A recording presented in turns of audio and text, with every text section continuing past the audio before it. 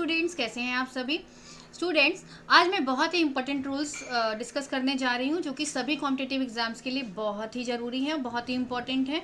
ठीक है, चलिए आइए आज स्टार्ट करते हैं। हमारा पहला कॉन्सेप्ट, जब किसी एक प्रॉपर नाउन की तुलना पहला कॉन्सेप्ट है, जब किसी एक प्रॉपर नाउन की तुलना दूसरी प्रॉपर नाउन से की जाए तो जिससे तुलना की गई है, ठीक है, उसके पहले द आर्टिकल का यूज़ होता है। ठीक है, जैसे जब Jaipur is the Paris of India, तो जयपुर एक प्रॉपर नाउन है, ठीक है, और ये पेरिस भी एक प्रॉपर नाउन है। तो जयपुर की तुलना पेरिस से की गई है, इसीलिए इसके आगे, पेरिस के आगे द आर्टिकल का यूज़ हो रहा है। ठीक है, चलिए क्वेश्चन देखते हैं। ये क्वेश्चन आपके एग्जाम में आया भी हुआ है।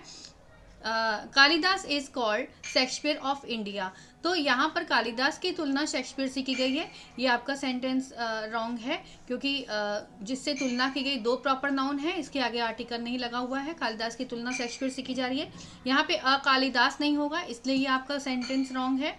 ठीक है, प्रॉपर नाउन के पहले ए और एन आर्टिकल नहीं लगता है। नेक्स्ट देखिए आपका third number concept, the Kalidas is called the Shakespeare of India, तो ये दो प्रॉपर नाउन है और तुलना की जा रही है, तो जिससे तुलना की जाएगी उसके आगे द लगेगा, इसलिए यहाँ पे ये कालिदास जो है ये आपका रॉन्ग सेंटेंस है। फोर्थ सेंटेंस में देखिए, Kalidas is called the Shakespeare of India.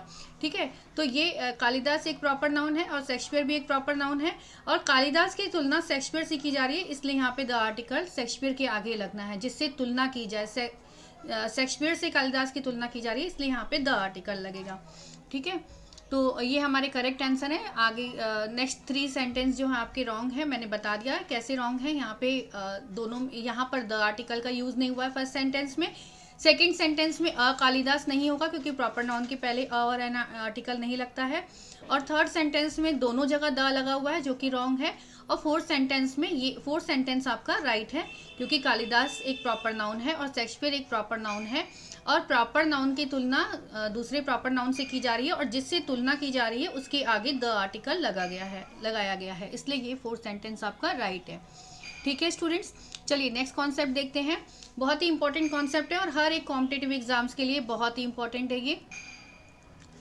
ठीक है, ये देखिए, इसमें जैसे सब्जेक्ट्स, अगर सब्जेक्ट जैसे इकोनॉमिक्स हुआ, फिजिक्स हुआ, मैथमेटिक्स हुआ, ये सब्जेक्ट्स हैं, जैसे अगर सिर्फ सब्जेक्ट की बात हो, सेंटेंस में सब्जेक्ट का ही सेंस हो, तो वर्ब सिंगुलर आना चाहिए। ठीक है, लेकिन अगर सब्जेक्ट के साथ द आ गया है ना, माई आ गया, हिज, आवर, देयर, योर, ये सारे पॉजिटिव प्रोनाउंस पॉजिटिव आ गए केस, और उसके साथ सब्जेक्ट लगा है, तो इसका वर्ब जो है प्लूरल हो जाएगा। और साथ के साथ अगर किसी पर्सन के साथ भी सब्जेक्ट कनेक्टेड हुआ है, तो भी वर्ब इसका प्लूरल होगा। यानी कि सब्जेक्ट, अगर सिर्फ सब्जेक्ट की बात हो, सिंपल सब्जेक्ट की बात हो, तो वर्ब सिंगुलर होगा, और अगर वो किसी पॉजिटिव केस से या किसी पर्सन से कनेक्टेड हो, तो सब इसका वर्ब जो है प्लूरल हो जाएगा। आइए कुछ क्वेश्चंस देखते हैं इससे related.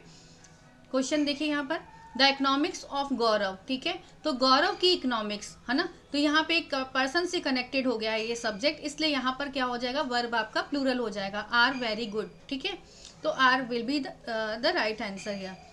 Economics a different subject, यहाँ पे इकोनॉमिक्स सिर्फ सब्जेक्ट के कॉन्सेप्ट से लेकर के बोला जा रहा है, किसी व्यक्ति से, किसी पर्सन से कनेक्टेड नहीं है, कोई पॉजिटिव केस से कनेक्टेड नहीं है। ठीक है, सिर्फ सब्जेक्ट की बात हो रही है, तो यहाँ पे वर्ब क्या हो जाएगा, singular, is. Economics is a different subject. ठीक है, नेक्स्ट क्वेश्चन देखिए, माई मैथमेटिक्स। ठीक है, यहाँ पे पॉजिटिव केस लगा हुआ है और सब्जेक्ट है, तो यहाँ पर वर्ब आपका क्या हो जाएगा, प्लूरल हो जाएगा, माई मैथमेटिक्स आर वेरी गुड।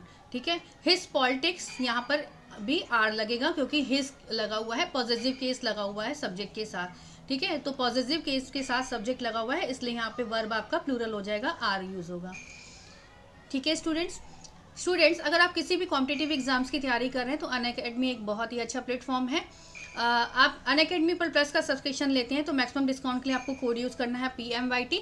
ठीक उसी तरह ही अगर आइकॉनिक का सब्सक्रिप्शन लेते हैं, तो PMYT कोड यूज़ करके आप मैक्सिमम डिस्काउंट ले सकते हैं। Unacademy plus discount code PMYT valid है सभी कैटेगरी एग्जाम के लिए, जैसे UPSC, SSC, bank, railway, CDS, NDA, all state level exams and UGC net. So just apply discount code PMYT to get maximum discount on Unacademy Plus। Students, अगर आपको ये concept अच्छा लगा हो, तो आप चैनल को सब्सक्राइब करें और बेल आइकन प्रेस करना ना भूलें, क्योंकि और भी इम्पोर्टेंट अपडेट्स और कॉन्सेप्ट आपको इसी चैनल पे मिलेंगे। Thank you.